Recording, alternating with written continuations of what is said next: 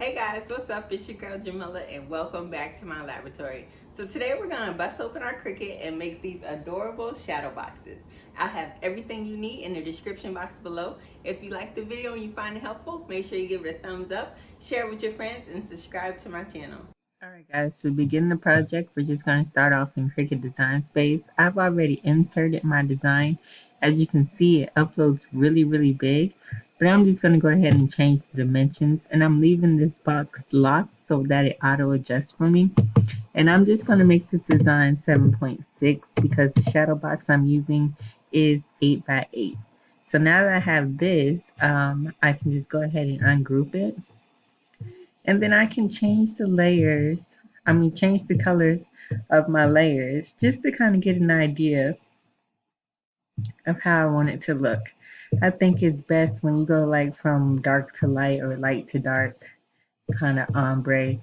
And if you change the layers over here in the panel when you're cutting, kind of makes it a little bit easier.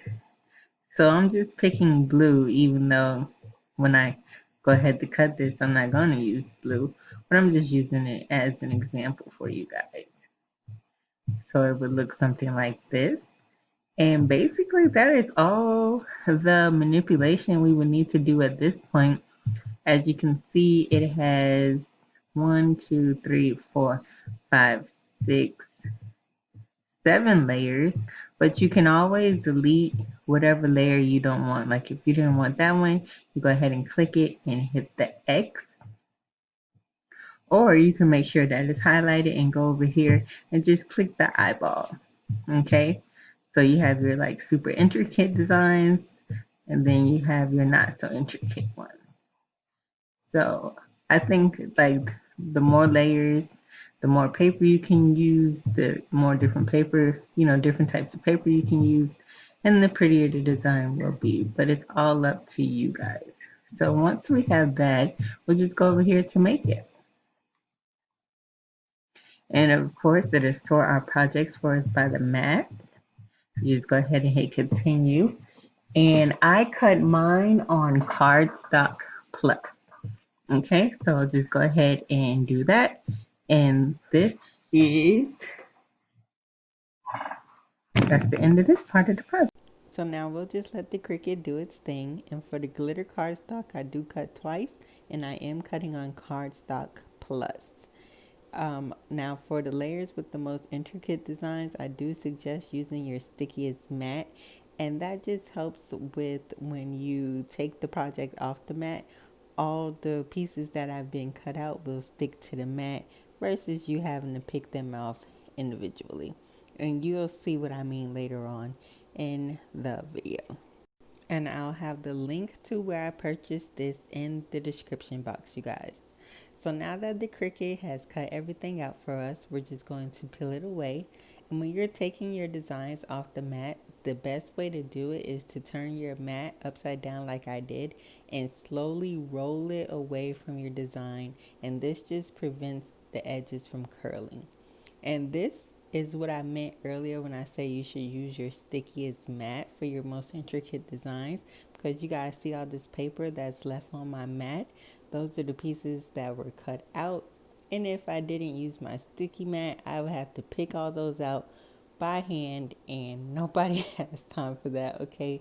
We like our crafting to be as easy and seamless as possible. So of course it didn't catch every piece, so I'm just going to go ahead and clean that up real quick. And now that I have that all cleaned up, I'm just going to go ahead and glue it together. So this project is actually pretty simple. It just takes a while just because there's a lot of detail in the cutting. So I'm starting with my glitter layer, and at first I was going to use some tacky glue, but I decided to make my life a little bit easier and just went ahead and used some Elmer's adhesive glue for this project. You can use any glue that you want, but I just found that the adhesive glue was quick and just as effective as some tacky glue. I had some glue dots around here somewhere, but I couldn't find them, which is crazy because I literally just cleaned my craft from top to the bottom. But anyway, so what I did was take the layer I was working with and just sprayed it over this trash box I have, and then just placed it on top. Now when you're placing it, try and get it as accurate as possible, because when you use the adhesive spray, you don't really have room to make any adjustments once it's down. So once it's down, it's down. So, funny story. I'm pretty sure I purchased all this cardstock from Michael's, but while I was cleaning my craft room, like I did a really, really deep clean, I found all this unopened cardstock that I had tucked away, and I was like, where did I get this, and when did I get this, and why haven't I used any of it? So that was really the inspiration behind this project. And now that everything is all glued together, it is super cute. You really can't see like how the gold reflects on camera, but it is gorgeous in person. So now I'm just going to go ahead and take my shadow box, and I'm going to add a glitter background to the back part right here. And I did that just by tracing the shape out on some glitter cardstock, cutting it with my paper cutter, and using that same adhesive glue and gluing it to the back piece.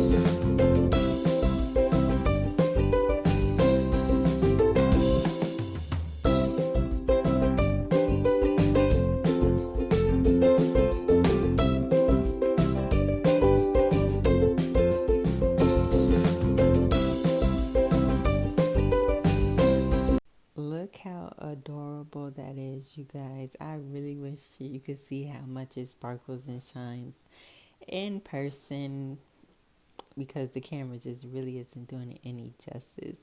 But this is a cute way to decorate your craft space, which is what I'll be using it for. I'm going to go ahead and hang these up on the wall. Make sure you go ahead and check out the description box for all the supplies used in this project, as well as the link to where you can purchase the SVG from. Don't forget to go ahead and like this video, subscribe to my channel, and share it with your friends. And until next time, you guys, I'll see you later. Thanks for watching.